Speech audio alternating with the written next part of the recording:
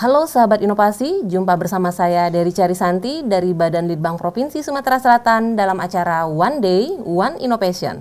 Satu hari, satu inovasi, tiada hari tanpa inovasi. Sahabat inovasi, saat ini inovasi menjadi sebuah keharusan. Dunia terus berubah, maka kita harus adaptif dan inovatif. Untuk menginspirasi, kami hadir dengan para inovator hebat dengan inovasi-inovasinya dalam acara One Day, One Innovation. Baik sahabat inovasi, Kementerian Pertanian melalui Badan Litbang Pertanian terus menggenjot program pengembangan pertanian di lahan rawa.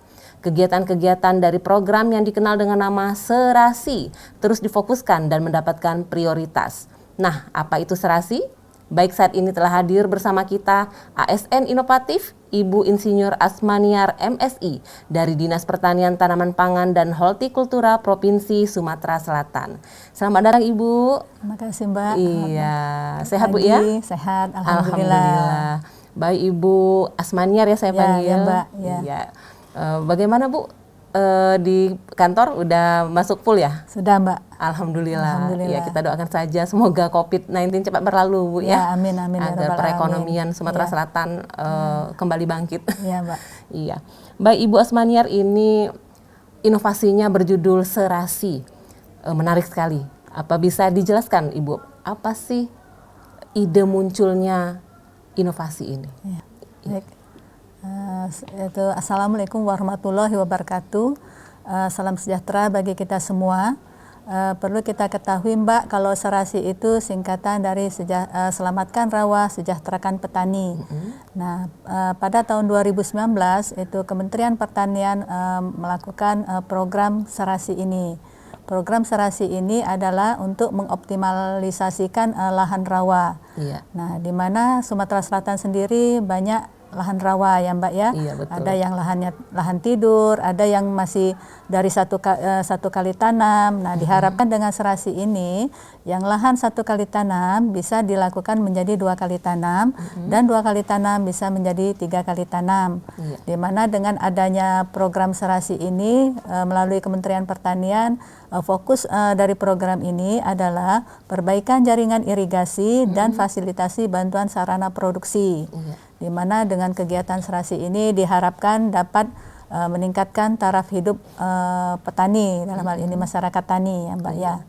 Nah, di sini perbaikan kita di Dinas Pertanian, kalau perbaikan jaringan irigasi yaitu melalui bidang sarana dan prasarana, dan bantuan fasilitasi sarana produksi bisa di tanaman pangan dan di hortikultura.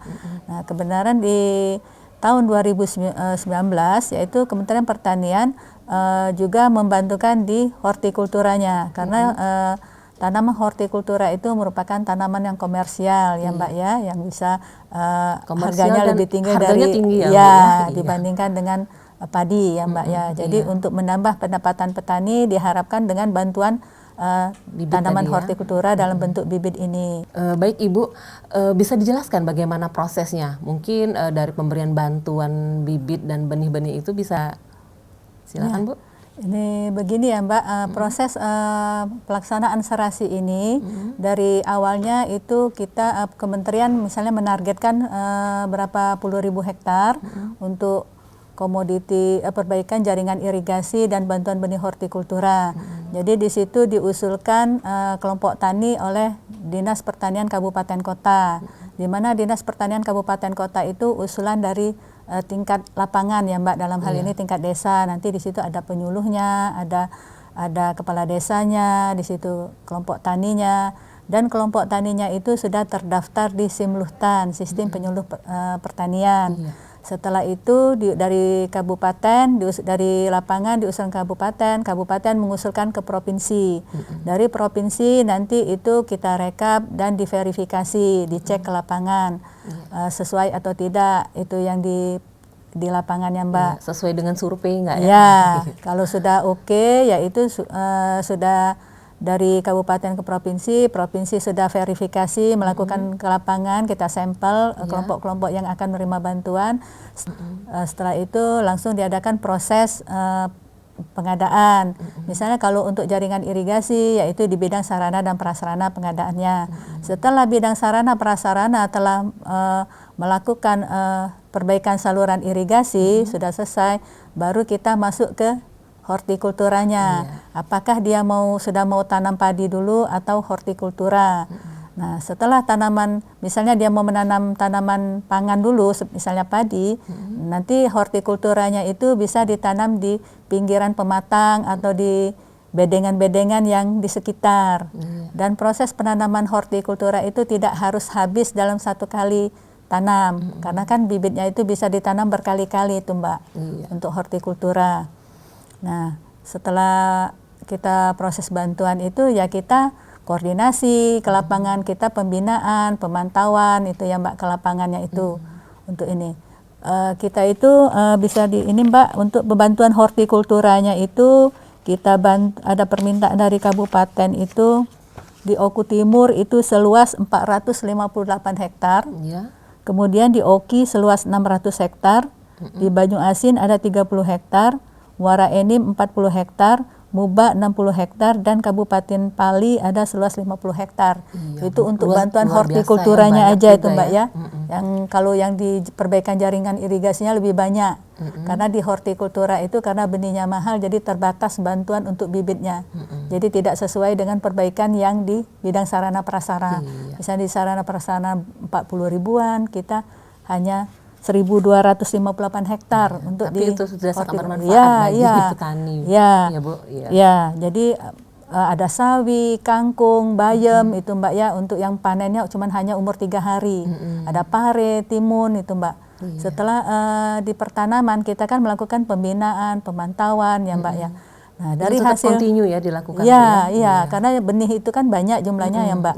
Jadi setelah panen 3 minggu dia bisa tanam lagi. Setelah mereka sudah tanam tanaman horti itu Mbak, kita monitoring itu, kita ke kelompok tani kita tanyakan.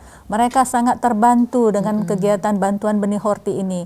Karena memang harga benih horti itu sangat mahal dan dijual juga kan mempunyai nilai yang tinggi nilai jualnya Mbak. Jadi sangat bermanfaat bagi petani. Jadi benar-benar dapat meningkatkan pendapatan petani dengan adanya kegiatan serasi ini untuk di hortinya itu Mbak. Jadi lahan yang biasanya terlantar tidak dimanfaatkan karena kalau jaringan irigasinya tidak benar kan kalau hujan banjir ya Mbak. Dengan adanya kegiatan ini petani sangat terbantukan Mbak. Iya, luar biasa Bu ya. Ini program serasi ini udah jalan berapa lama Bu? Nah, itu kalau program serasi ini dari tahun 2019 itu Mbak ya, yang serasi ini. Nah, yang untuk bidang saprasnya ya terus berlanjut karena lahannya sudah tercetak ya, ada bantuan benihnya di tanaman padinya ya Mbak ya, tetap dibantu. Nah, yang di hortinya belum ada lagi Mbak. Kalau kita pembinaan, kita ke kelompok tani kita sampaikan bahwa bantuan pemerintah ini hanya stimulan. Artinya kalau ada keuntungan itu disisihkan agar petani bisa membeli bibit lagi, bisa menanam kembali Mbak. Kemudian bantuan itu kita alihkan ke kelompok yang lain kalau yang ini sudah dibantu. Karena biar merata juga pembagian bantuannya Bu ya. Jadi kalau ada kelebihan dari misalnya ada yang dikonsumsi, ada keuntungan ya agar petani membeli lagi sarana produksi seperti bibit, pupuk supaya jadi diputar ya. Jadi untuk konsumsinya ada, dari keuntungan bisa beli saprodi lagi biar berlanjut terus dia itunya Mbak. Baik Ibu, saat ini apa sih dampak yang telah dirasakan bagi para petani? Dampak dirasakan petani katanya sangat-sangat bermanfaat itu Mbak katanya. Malah minta dibantu lagi kalau ada katanya. Itu bisa meningkatkan pendapatan. Mereka itu kalau satu bedengan kangkung itu aja Mbak ya, orang datang itu waktu saat itu kita monitoring satu ikat itu Rp2.000. Dari itu, kangkung. Ada yang sekali panen itu Mbak kayak pare dari Muara Enim itu Mbak ya. 2 juta dia dapat satu kali panen. Dia kan macam-macam, ada pare, ada timun. Jadi pas panen pare dapat 2 juta. Sangat terbantukan katanya itu dengan tanaman adanya hortikultura itu Mbak. Dengan adanya kegiatan serasi. Nanti kedepannya pengembangannya mau bagaimana? Apa akan tetap diadakan program serasi ini? Karena ini kan udah jalan 2 tahun. Kalau bisa kan jangan sampai putus di 2 tahun ini saja, akan terus dikembangkan. Kita harapkan kalau ada dari bantuan dari pemerintah pusat agar lahan serasi ini tetap berlanjut, agar tetap ada bantuan, dan dari pemerintah daerah khususnya Pak Gubernur juga agar bisa mengalokasikan bantuan bibit ini untuk keberlanjutan kegiatan serasi guna meningkatkan pendapatan petani. Iya, amin. Semoga saja Bapak Gubernur nonton podcast One Day One Innovation ini Pak ya, karena petani sangat mengharapkan bantuan dari program serasi ini ya Bu ya. Iya. Baik Ibu, apakah di dalam menjalankan inovasi ini ada hambatannya? Ya, alhamdulillah kita tuh kalau hambatan dari itu tidak ada ya Mbak, hanya seperti di Muara Enim waktu itu Mbak. Kita itu sudah harus tanam, tetapi karena lahan perbaikan jaringan irigasinya belum selesai, jadi kita ya harus menunggukan perbaikan jaringan irigasinya dulu. Kemudian di bulan Desember Januari airnya tinggi, jadi belum bisa tanam. Kalau daerah di Muara Belida itu iklim ya sama irigasinya yang belum ini. Tapi bisa diminimalisir itu Bu ya. Iya. Yang penting tetap tanam pada tetap waktunya tanam, ya. Baik Ibu, satu pertanyaan terakhir Bu, apa harapan Ibu ke depan terhadap inovasi serasi ini? Ya, kalau harapan saya agar untuk meningkatkan tingkat taraf hidup petani, dalam hal ini pendapatan petani, kesejahteraan petani, agar tetap ada bantuan perhatian dari pemerintah untuk petani dan kelompok tani, minimal yang belum terbantukan bantuan serasi, kan belum semuanya terbantu ya Bu ya, yang itu Mbak, yang di lahan serasi. Kita harapkan supaya dibantu kembali kalau ada anggaran dari pemerintah. Kalau bisa seluruh 17 kabupaten kota sudah menikmati semua yang mempunyai lahan rawa. yang sudah diperbaiki jaringan irigasinya. Mungkin ada pesan dan kesan yang ingin disampaikan kepada sahabat inovasi di rumah Bu, silakan. Terima kasih.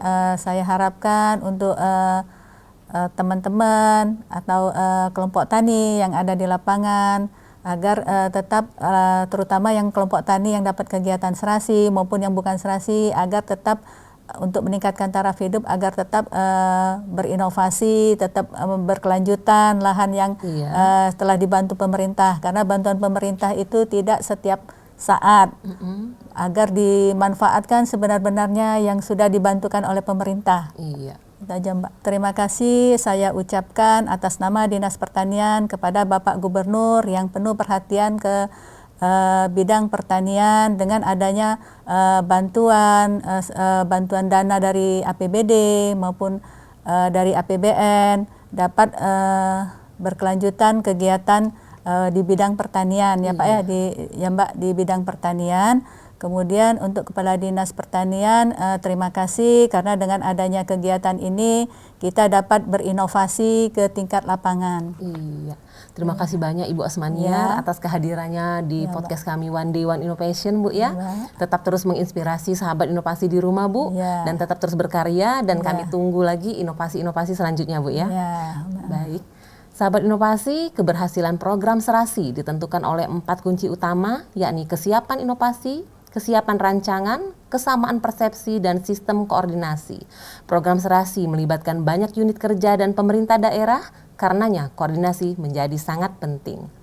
Baik pemirsa inovasi, untuk informasi lebih lanjut dapat memberi komentar pada podcast One Day One Innovation dan jangan lupa like dan subscribe-nya. Kita juga masih mempunyai jurus 4S. Setiap orang adalah inovator, setiap masalah peluang inovasi, setiap solusi harus sinergi, dan setiap inovasi harus konkret hasilnya. Demikian pemirsa, salam inovasi.